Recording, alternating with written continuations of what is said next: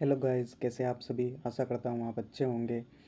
तो आज हम फिर से एक नया टॉपिक लेके आए हैं हिंदी का, जिसका नाम है वर्ण विचार। ठीक है।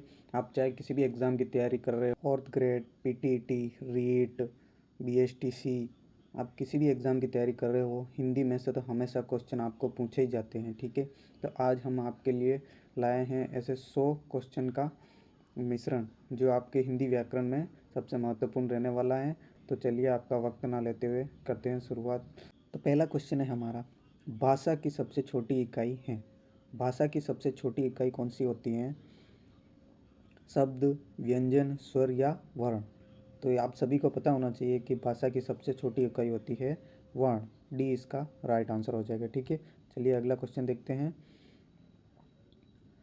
स, स और स और ह यह व्यंजन है।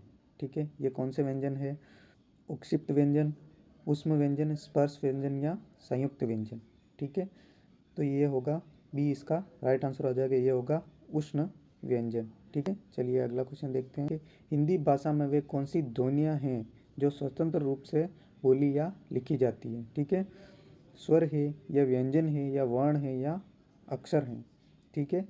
तो वो है स्वर। ठीक है। जो स्वतंत्र रूप से बोली जाती है। इसमें व्यंजन, स्वर हमेशा स्वतंत्र रूप से बोले जाते हैं। ठीक है। ये इसका राइट आंसर हो जाएगा। ठीक है। चलिए अगला क्वेश्चन देखते हैं।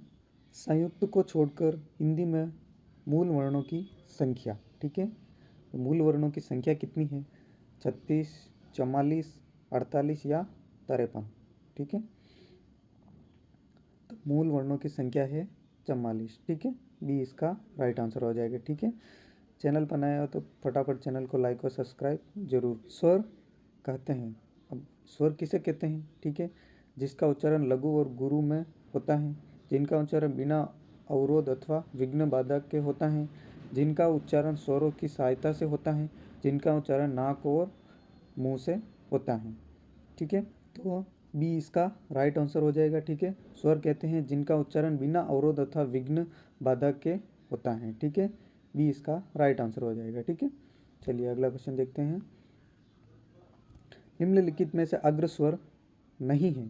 ठीक है। अग्र स्वर नहीं है, नहीं पूछा है। ठीक है। अ, ई, ए और बड़ा वाला ए। ठीक है। तो ए इसका राइट आंसर हो जाएगा। ठीक है। अ अग्र स्वर नहीं है। ठीक है। चलिए अगला क्वेश्चन देखते हैं।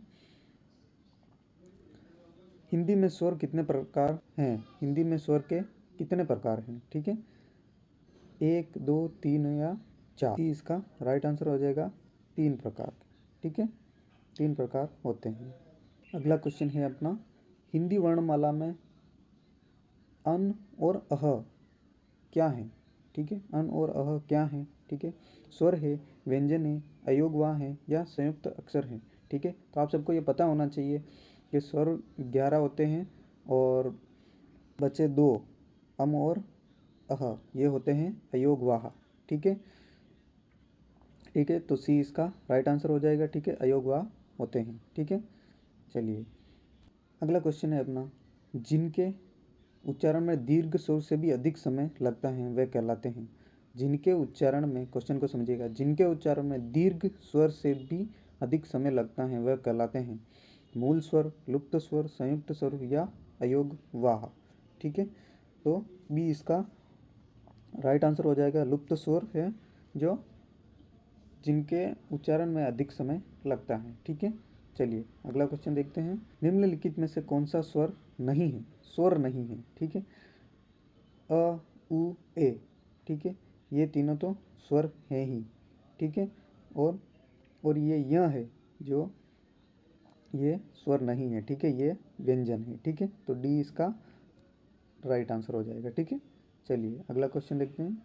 उच्चारण के समय जीभ की स्थिति के अनुसार स्वरों के कितने भेद किए गए हैं? ठीक है। क्या पूछा है? उच्चारण के अनुसार स्वरों के कितने भेद किए हुए हैं? 2, 3, 5 या 7? ठीक है। तो बी इसका राइट आंसर हो जाएगा। 3 भेद किए गए हैं। ठीक है।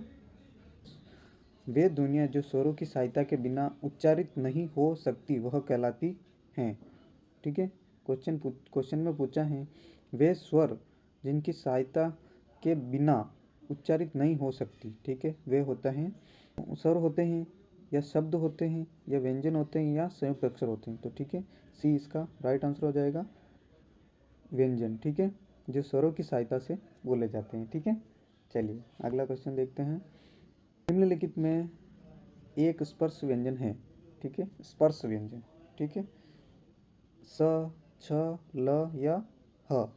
तो बी इसका राइट आंसर हो जाएगा, छ, ठीक है, ये क्या है, स्पर्शी व्यंजन है। ठीक है, चलिए अगला क्वेश्चन देखते हैं। हिंदी व्याकरण के अंतिम पंचमा अक्षरों का उच्चारण स्थान क्या है? ठीक है, अनुनासिक, कंठस्य, तालव्य, मूर्धन्य। ठीक है, तो ए इसका राइट आंसर हो जाएगा। ठीक है, हो जाएगा अनुनासिक। ठीक है, चलिए अगला क्वेश्चन देखते हैं। अंतःस्थत व्यंजन है स, स, ह, अक्षर गण्य, अ, अन, या और अह, य, र, ल, व। तो डी इसका राइट आंसर हो जाएगा, य, र, ल, व। ठीक है, चलिए अगला क्वेश्चन देखते हैं। हिंदी में मूलतः कितने वर्ण हैं?